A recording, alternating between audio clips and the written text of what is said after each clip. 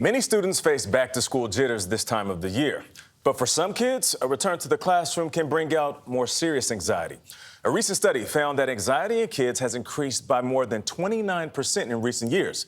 Now kids will be readjusting to the classroom after their previous 2 school years were disrupted by the pandemic. Laura Phillips is a senior director and neuropsychologist at the Child Mind Institute, and she joins us right now. Good morning. Morning. So how should parents approach a conversation about mental health that sometimes can be uncomfortable? Can be uncomfortable. So I think it's really important that when parents are starting a conversation with their kids about the return to school, that they ask questions that are open-ended rather than a leading question. So rather than saying something like, are you feeling really nervous about your first day of school next week? We encourage parents to ask something like, how are you feeling about going back into the classroom next week? What if you say, how are you feeling? And you get the kind of teenage response of like, fine. I'm all right. Then you can probe a little bit more. And it is possible that they're feeling fine, but I think that you can also discuss some of the things that might be different about this school year and see if that triggers anything that they bring up. I think that one thing that feels a little bit different, we know that last year I think was really the big year that most kids went back into the classroom after a year and a half of either remote or hybrid instruction. So being back in the classroom this year might be less anxiety provoking than in the past, although that we know that mask mandates are a little bit different this year.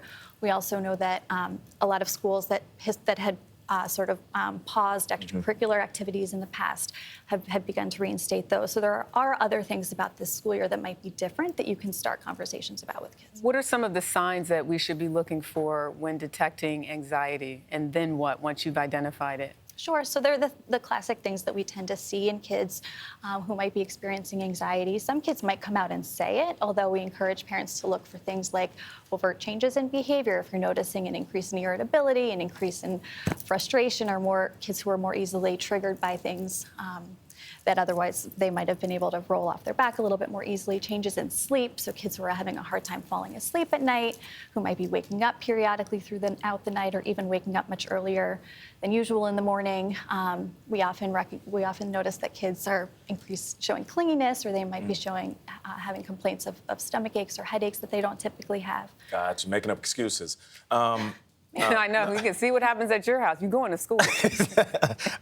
You suggest a test run for kids. What does that look like? Sure. So part of the anxiety is the unknown. So to the extent that we can help kids to preview what the school year might look like can be really, really helpful in relieving kids' discomfort around the new school year. So if kids are going to a new school for the first time, maybe doing a drive by the school, walking to the school so they can sort of see what that initial introduction to the school would be, introducing them to their teachers.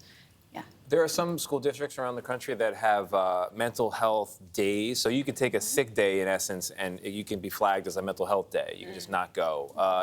Is that helpful, you think, for kids? It's a really great question. I think it's really important to think about how those days are used. We know, and you actually introduced at the beginning of the segment, that rates of anxiety are rising pretty significantly over the past couple of years. And everyone benefits from taking a pause and having an opportunity to recharge as needed, especially kids who are under tremendous stress now relative to in the past. So if it's used as a moment to recharge, I think it can have a really healthy place in the school year.